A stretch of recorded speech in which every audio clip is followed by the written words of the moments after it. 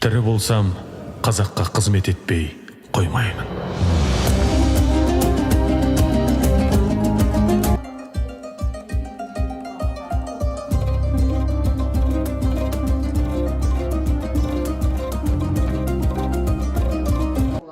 Қазақты қазақ деп, атасын деп қалуға қол қойдырған кісілердің бірі осы Сәкен Сейфуллин болатын. Өкінішке орай Сәкеннің артында ұрпақ қалған жоқ.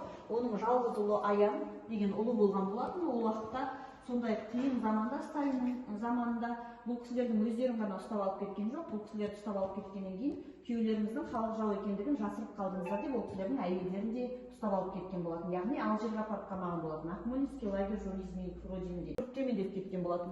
Біздің мұражайдан, музейден сіздер көретіндеріңіз тек қана кітап бетіндегі әдемі суреттерді ғана емес, сондай-ақ архивтан алынған құжаттарды да көрген болатын. Өкінішке орай үкіметке қарсы азаматтар әлі де көп деп лимит сұраудың кесірінен 25 мың адам атылып, 118 мың адам түрмеге қамалған болатын. Депортациялау қазіргі уақыттағы біздің Қазақстанда дүнгендердің, кәрістердің, өзге ұлт өкілдерінің тұрып жатуы, яғни сол депортациялау кезінде Қазақстанға келінген болатын. Қазіргі уақытта тамыр жайып біздің Қазақстанда халық тұрып жатқаны сондықтан. Ол кісілерді осындай темір вагондармен Қазақстанға кеп қоныстандырған болатын. Ермахан Бекмаханов Қазақстан мен Орта Азиядан шыққан алғаш тарих ғылымдарының докторы, бұл кісіні 25 жылға соттап, кейіннен 3 жылдан кейін ақталып шыққан. Бұл жерде тек алыш арыстары ғана емес, сондай-ақ қарапайым азаматтарда суреттерін іліп тұр. Қарасаңыздар, бұл кісілердің өзін колхоз совхозда жұмыс істеген қарапайым азаматтардың суреттері қойылып, құжаттары қойылып тұр, архивтан алынған. Яғни бұл кісілердің өзін өкіметке қарсы деп тауып 5 жылдан 8 жылға дейін суреттермен мұражайда архивтан алынған құжаттар қойылып отыр. Сондай-ақ бізде көне заттарда жәдігерлерден қойылып тұр. Бұл жерде күйсандықтар, сол замандағы және тұлғалар, сондай-ақ герзаяның хаты қойылып тұр. Есептеуіш құралдар, содан кейін өлеңдерде, газет журналдарда бәрі осы жазу машинасы арқылы жазылатын болған. Сондай-ақ біздің фантазияны алып өткен кезде мына жақ шеттен бет бейнесін көрсетпейтін тағы бір адам жетпе тұсынан дәл деп атып отырған. Мына жақта тағы бір кісі тұр. Шүйде тұсынан түймелер, мынау бәрі сол кісілердің жанынан табылған заттар. Мынау темекі шегуге арналған мүштіктер дейді, яғни қазіргі уақытта зажигалканы алмастырып отырғандар. Сондықтан да 2018 жылы Алматы облысының әкімдігінің қолдауымен бізде музей ашылды. Білесіздер, 30-31 мамыр бізде үлкен іс Алжир. Алжирда әйел азаматтар ұстаған, яғни Акмолинский лагерь журнализмinin родины. Отанын сатқандардың әйелдер отыратын лагерь бар делінген. Бұл жерде музыканттар да отырған, мұғалімдер, опера әншілері, түрлі мамандық иелері отырған. Бұл кісілердің бар жазығы күйеулеріңіздің халық жау екендігін жасырып қалдыңыздар деген желеумен бұл кісілерді әкеп осындай Алжирға әкеп қамаған болатын. Бұл кісілердің үлкен мектеп жасындағы балаларын ксро-ның түкпір-түкпіріндегі балалар үйіне жөнелтіп отырған. Бұл кісілерге қамыс отыртқан, мал бақтырған, түрлі қара жұмыстар істеткен болатын. Кейіннен бұл кісілер өздері сұранып соғыс кезінде фабрикаларда жұмыс жасап, тылға киім тігіп жөнелтіп отырған болатын. Сондай-ақ мына жерде біздің Мағжан Жұмабаевтың әйелінің бірі. Сондай-ақ ана бар жерде бала бар екендігін білесіздер. Үлкен балаларын балалар үйіне жөнелтіп отырған болса, үштен кейін осылай балаларын аналарынан тартып алып, ксро-ның түкпір-түкпіріндегі балалар үйіне жөнелтіп отыратын болған.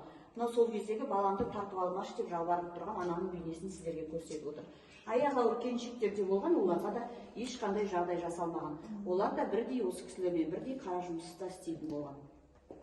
Сондай-ақ өзіміздің 1986 жылы желтоқсан оқиғасы. Қазіргі уақыт енді білесіздер, ол уақытта электр жүйесі, сигнализациялар болмағандықтан осындай дабыл қоңырауларын соғу арқылы әлде бір жиынға шақыру мақсатында, әлде бір затты хабарлау мақсатында осы дабыл қоңыраулар соғылып отыратын болған. Болса жанында тұрған жендеттер соғатын болған. Бұл кісілерге марқұмды да тамақ берілмеген, 250 граммдай ғана тамақ берілетін болған. Ол тамақ дегеніміз жылымық су ғана болатын. Ол кісілер денесін жылыту мақсатында осындай тамақтарды ішуге мәжбүр болған болатын. Және де біздің Міржақ Дулатұлы 1 жыл 8 ай осындай карцерде отырып, кейіннен Сосновец лагеріне айдалып, сол жақта қаза тапқан болатын. Ол кісінің киносының өзінде көрсетеді, ол кісінің рухының мықтылығы өзімен жұмыс. Адамның жан тән саулығын бәрін зерттеп шығып отыр. Яғни жан дүниесі тыныш болу үшін немен айналысу керек, қалай демалып отыру керек, қалай жұмыс істеу керек. Мына жан саулығында, тән саулығында адам өзінің денсаулығын қалай күту керек, қандай жандай ем домдар қолдану керек, қандай жаттығулар жасау керек, сондайдың бәрін жасап өтіп отыр.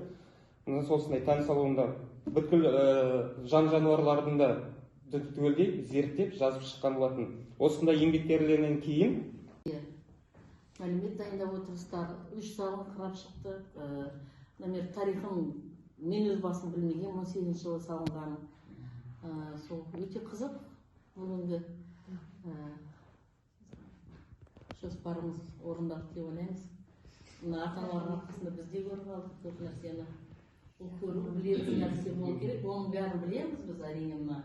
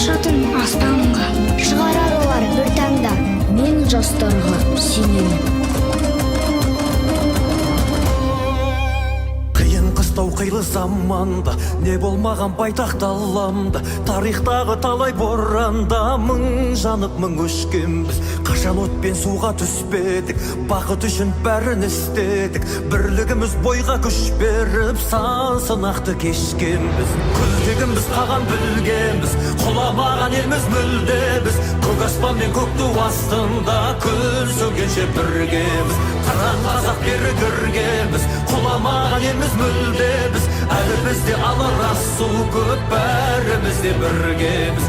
Әлі бізде алар асу көп, бәріміз де біргеміз.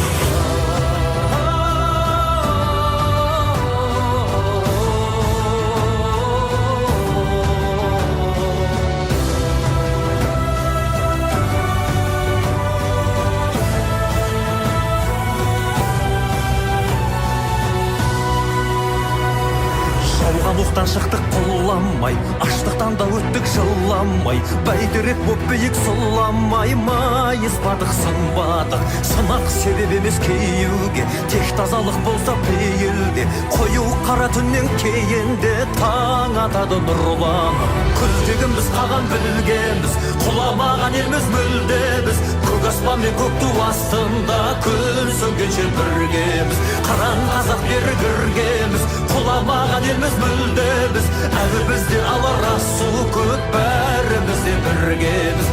Әлі бізде алар асу көп, бәріміз де біргеміз.